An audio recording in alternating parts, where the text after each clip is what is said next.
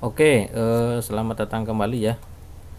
Jika sebelumnya kita sudah belajar tentang setting MSG, setting untuk mill volume, setting untuk proses roughing ya. Nah, di kesempatan ini kita akan membahas eh, melakukan optimasi pada proses roughing ya. Nah, yang pertama kita bisa lihat eh, prosesnya dulu ya. Ada beberapa parameter harus kita isi. Caranya klik kanan di roughing, kemudian kita pilih edit action ya. Nah, di sini kita ambil set parameter ya. Nah, ada beberapa poin dasar yang perlu di set ya. Tapi di luar dasar konten ini juga kita bisa melakukan edit parameter yang lebih advance ya. Caranya dengan pilih ini ya. Nah, di sini ada beberapa kategori ya. Kita ambil contoh yang untuk entry atau exit motion ya. Nah, ini membahas bagaimana cara tool itu akan bergerak menuju benda kerja ya pada posisi awal ya. Nah, ada proses rem ya. Jadi kalau tool itu turun ya, dia membentuk sebuah radius ya. Jadi tidak turun 90 derajat, itu kita bisa setting di rem angle ya. Kemudian kebebasan sudah kita set. Ini ada setting pull out ya. Kemudian ada lead radius ya. Nah, lead radius ini umumnya tidak dijumpai di proses roughing ya, tapi ada di proses volume roughing ya. Mungkin di video selanjutnya akan dibahas ya. Nah, tapi di sini hanya akan membahas proses-proses parameter yang ada di proses roughing ya. Nah, umumnya jika di sini ya yang dioptimasi itu hanya pergerakannya saja ya. Contoh di sini kita lihat ya, open area tipe 3 ya, berarti bagian luar ya, bagian yang terbuka ya. Oke, kita lihat ya tipe 3 ya. Nah, mungkin nah ini garis merah ini pergerakan ya. Nah, ini tipe 3 ya.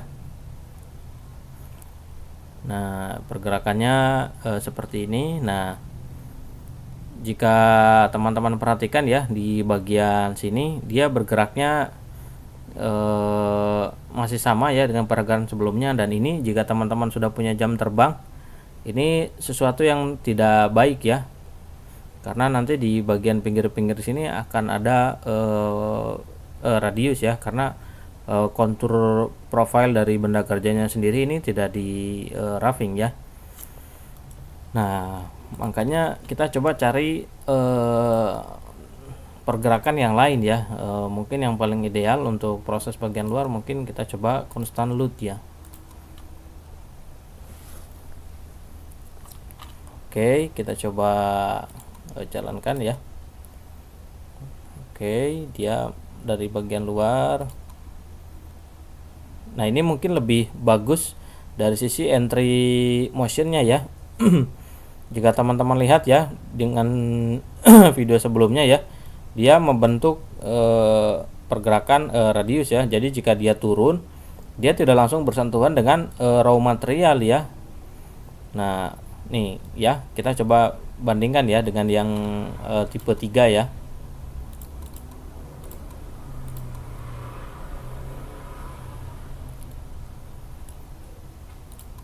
Nah, jika kita lihat ya, dia langsung turun 90 derajat, kemudian dia bergerak ya. Nah, jika dia bergerak seperti itu ya, coba ya kita mundurkan. Oke. Nah, ada kemungkinan dia begitu turun langsung menabrak material ya. Nah, ini sebetulnya tidak baik ya. Nah, coba kita bandingkan dengan yang tipe constant load ya. Oke.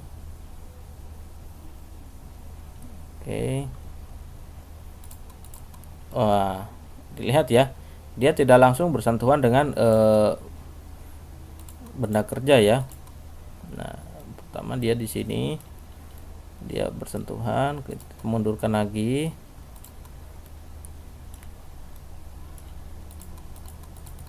Nah, dia awalnya itu ada di bagian luar ya, ada di bagian luar raw material, kemudian dia bergerak ya sampai akhirnya dia memakan ya. Jadi dia tidak langsung menusuk dari atas ya. Nah, itulah pentingnya kita melakukan optimasi pada proses roughing ya.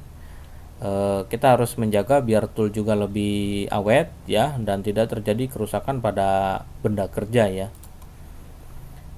Oke, kita juga bisa coba beberapa opsi lain ya. Mungkin ada coba main cut tipe ya. Oke. Nah, ini juga cukup bagus ya.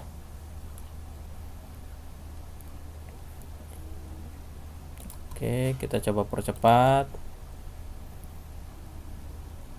Nah, ini cukup bagus di bagian entry-nya ya. Jadi jika teman-teman perhatikan ya. Oke. Coba diulangi. Oke. Ya. Nah, dia juga sama ya. Tidak langsung menusuk pada material ya, tapi dia bergerak dari bagian luar terlebih dahulu ya. Nah, ini lebih bagus lagi karena dia pergerakannya juga lebih sedikit di atas ya. Proses retract-nya lebih sedikit ya.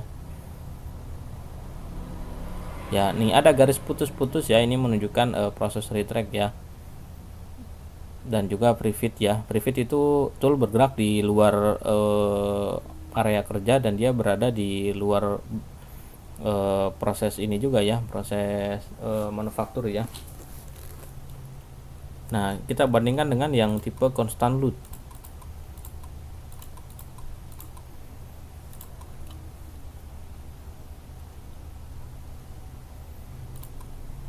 Nah, jika dilihat ya tipe constant load, oke, mungkin tidak terlalu jelas, mungkin kita coba satu persatu dulu saja. Nah, ini kemungkinan ya lebih banyak bergerak di free fit ya, di atas ya tuh. Jadi ini akan membuang banyak waktu ya, dan lebih efektif proses yang tadi yang kita sudah set ya.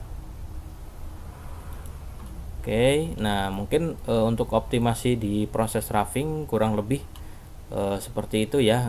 Silahkan teman-teman coba sendiri di rumah ya. Oke.